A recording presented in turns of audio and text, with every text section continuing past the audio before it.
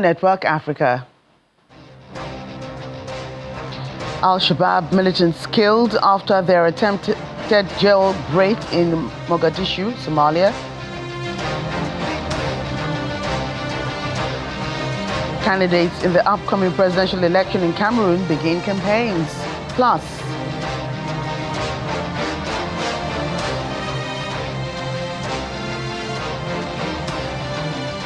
the Kingdom of Eswatini receives 10 third country nationals deported from the United States of America.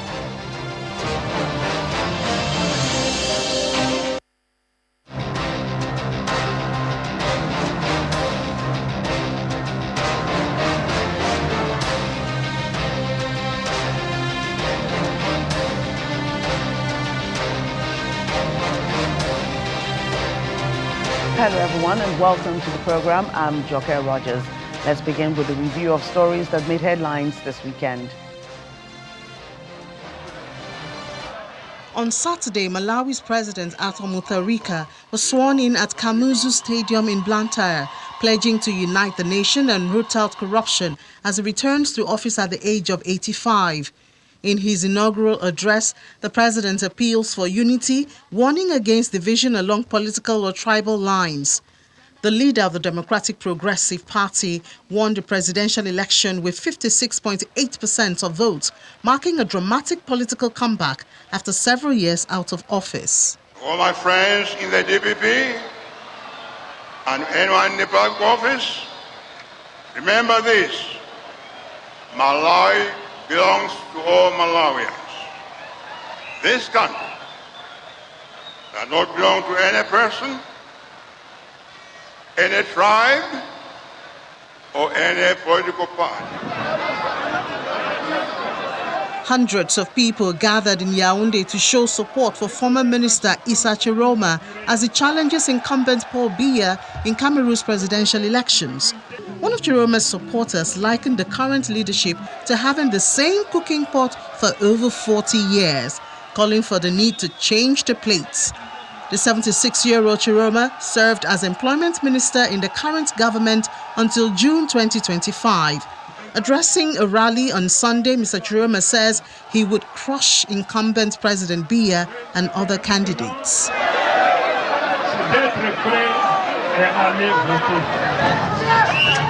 Crowds of demonstrators once again filled the streets of the Madagascar capital, Antananarivo, as Gen Z-led protests raged across the country despite the president's decision to dissolve his government. Demonstrations, which began on September 25 over chronic electricity and water outages, have since swelled into a broader outcry against poverty and corruption. On September 29, the president dissolved his cabinet and apologized for government failures, but protesters dismissed the move as meaningless, demanding his immediate resignation. He denounced the unrest as an attempted coup, accusing his opponents of exploiting the youth. The president has pledged to engage in dialogue with young people and opened applications for a new prime minister, refusing to step down. The first group of Tunisian activists released from Global Sumund Flotina arrived in Tunis after being deported by the Israeli army, which intercepted the Gaza-bound vessels last week. Members of the GSF Management Authority say they were extremely fatigued and traumatized after being repeatedly threatened by Israeli forces and insisted that their mission remained unfinished. Last Wednesday, Israeli forces intercepted the flotilla, calling the vessel's attempt to breach the blockade dangerous, unlawful, and undermining ongoing humanitarian efforts. The GSF carried around 500 activists from dozens of countries aboard multiple vessels in an attempt to deliver aid to Gaza and challenge Israel's naval blockade. We have more on the Al-Shabaab militants killed in Somalia. The militants had attacked the Godka Jilo, an underground prison complex known to hold fighters from the armed group. The attack began with a car bomb blast, followed by the exchange of heavy gunfire and explosions which rang out across the city. The siege lasted 6 hours. Some members of the government security forces were killed in the attack, but no number has been given yet. It has referred to the dead as fallen heroes. State media says the attackers used vehicles painted to resemble those of the country's intelligence agency and war uniforms similar to those of its military. The attack took place just hours after the government reopened dozens of roads across the capital for the first time in over a decade, with Prime Minister Hamza Barre citing visible changes and improvements in the security situation. The Gotka Jilo prison is a fortified site near the presidential palace in one of Mogadishu's most secured areas, raising doubts about reported improvements in the security situation in Mogadishu. The use of social media has come under government control in Tanzania, with the police warning against using it to share misinformation. The order comes after a video of an alleged military officer criticizing the government weeks ahead of general elections began making the rounds. The individual who shared the videos has been identified as Captain Tasha from the Air Force. In the videos, Captain Tasha accuses the government of corruption, rights violations and political interference in the military. He encourages Tanzanians to push for their rights and hold demonstrations, saying the security forces are behind them. In an apparent response to the viral video, the military has warned against attempts to draw it into politics. Campaigns have started ahead of Cameroon's presidential elections, hotting up, and each individual is confident of victory at the polls. There are 12 validated candidates for the election scheduled for October 12. Speaking during his campaign over the weekend, candidate of the National Salvation Party said he would crush current President Paul Biya and other candidates at the polls. Enthusiastic crowds milled around him during his campaign in Douala.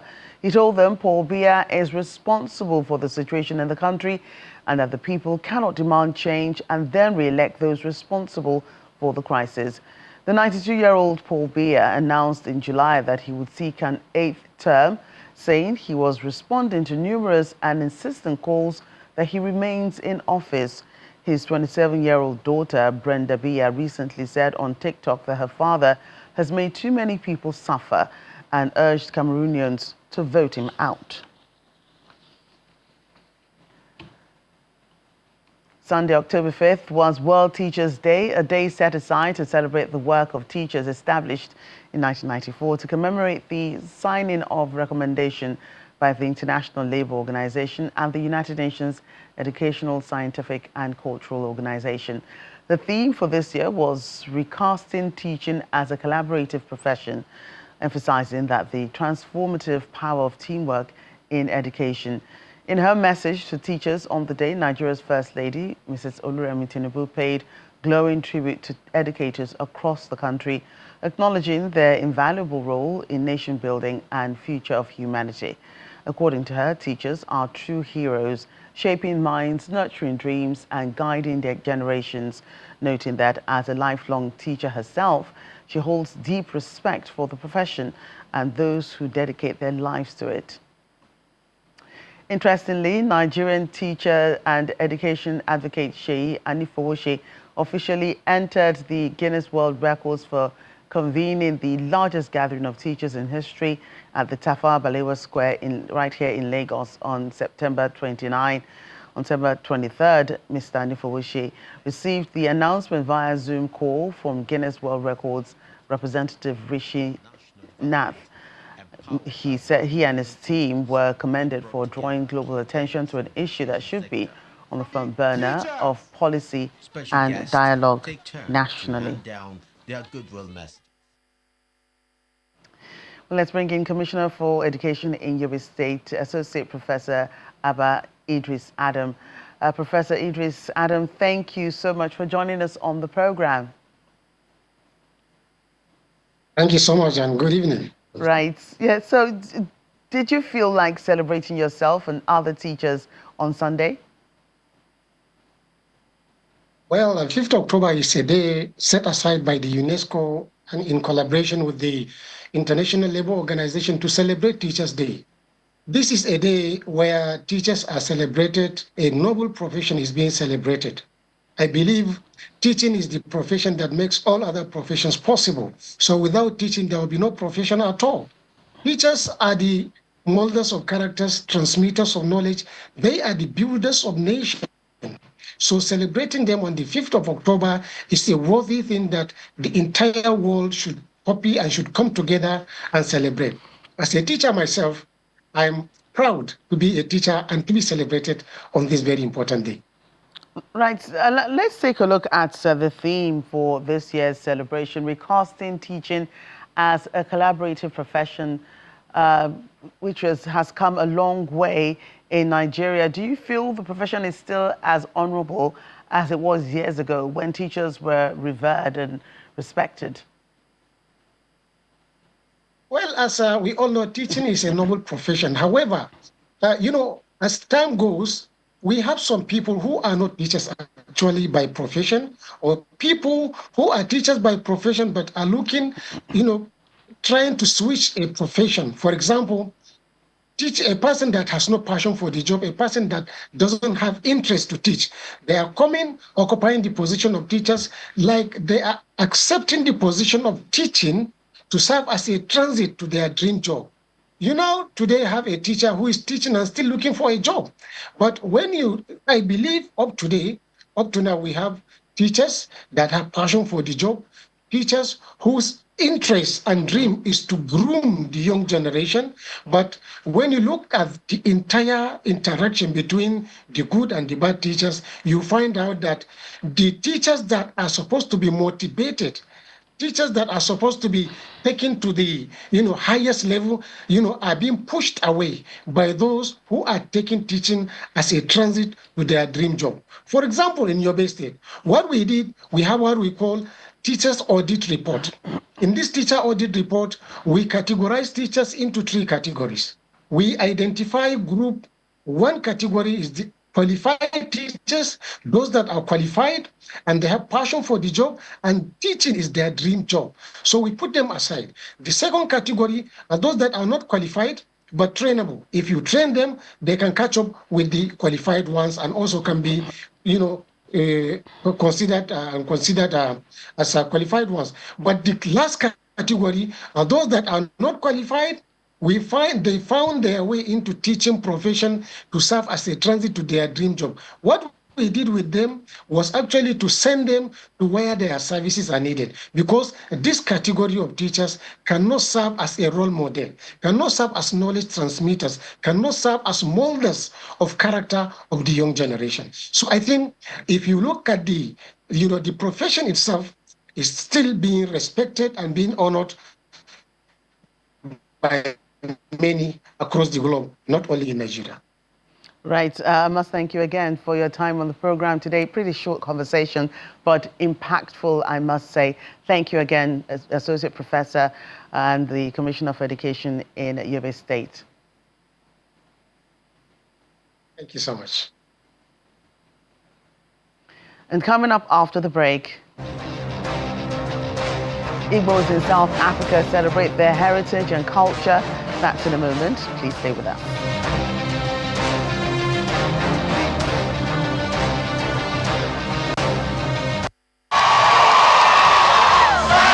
There are places you would like to go. There are faces.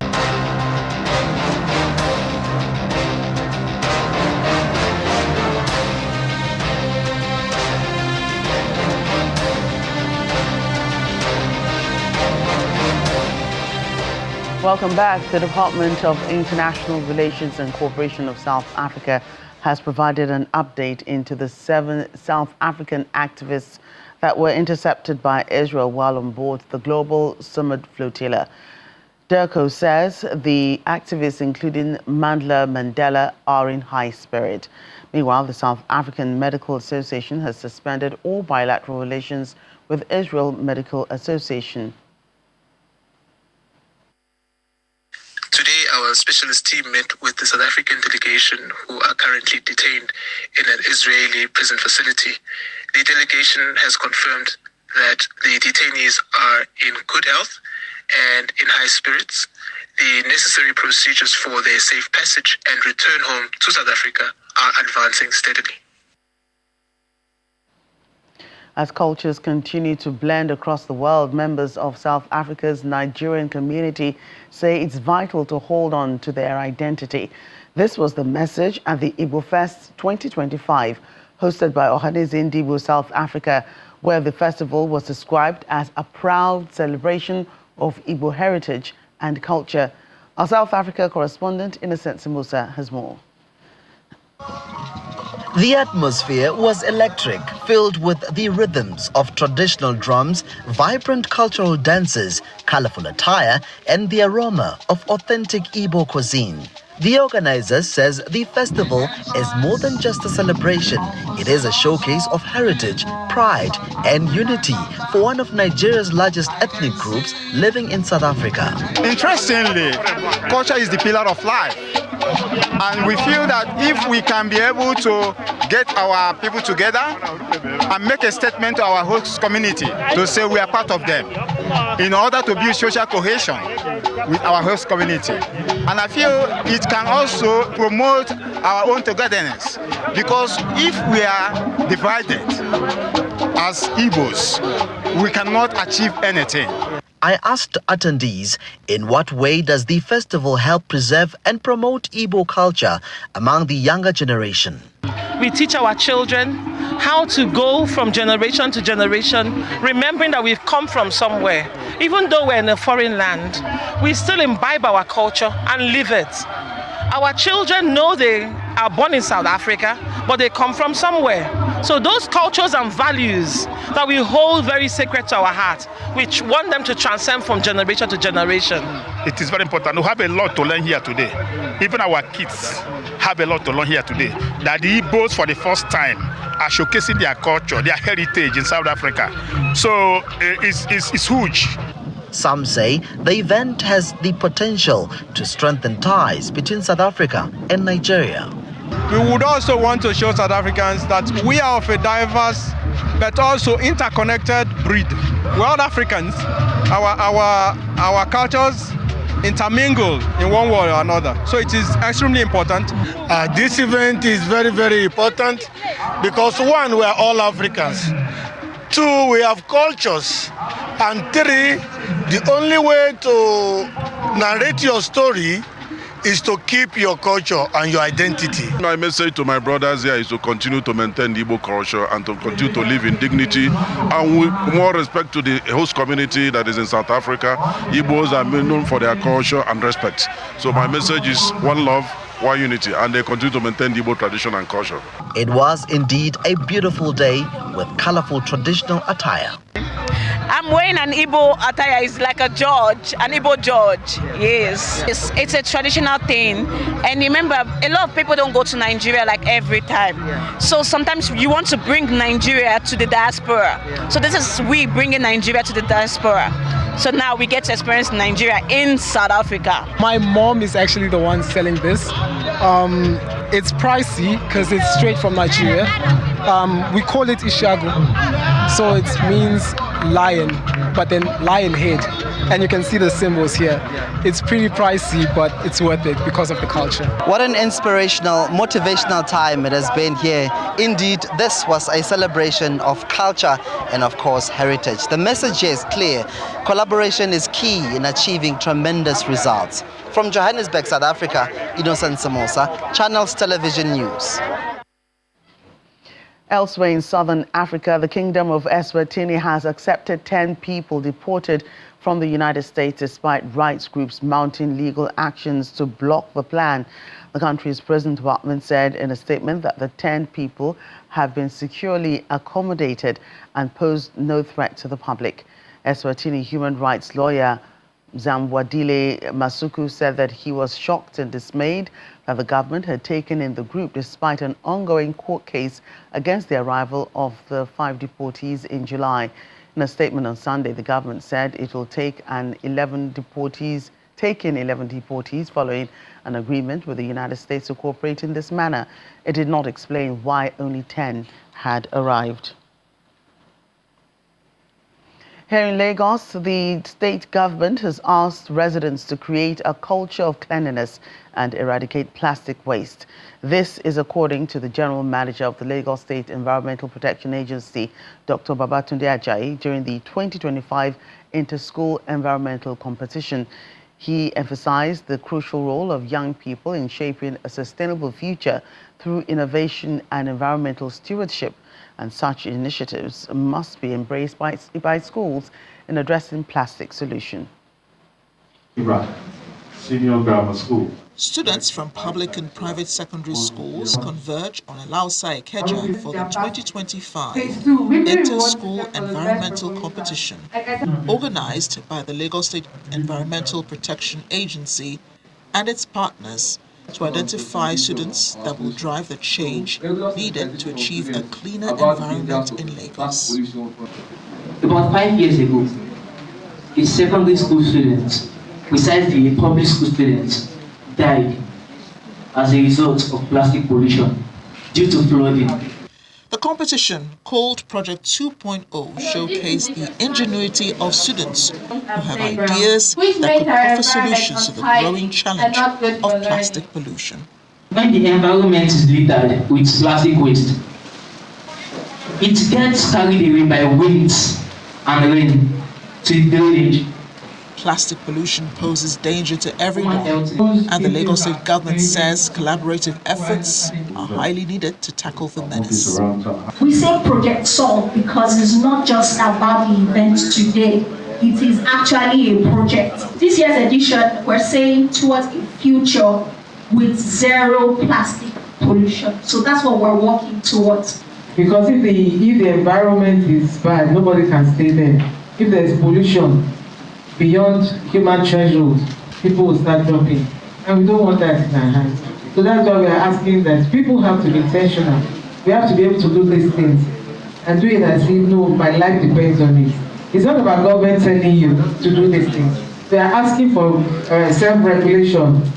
La CEPA says the competition is aimed at making students environmental advocates across the state. This is an amazing one. We're excited about it. We see the value in driving our messages to the students and through them to their parents. So we think that these kinds of things should continue. Other NGOs and institutions should follow suit. People should be more involved in environmental preservation and conservation. The talented students from 10 different schools also had the opportunity to present their products made with plastic waste, among others. At the end of the competition, Okera Senior Grammar School emerged overall winner, receiving 500,000 naira in cash prize to support its sustainability project and recommits itself to building a cleaner, greener, and more sustainable Lagos.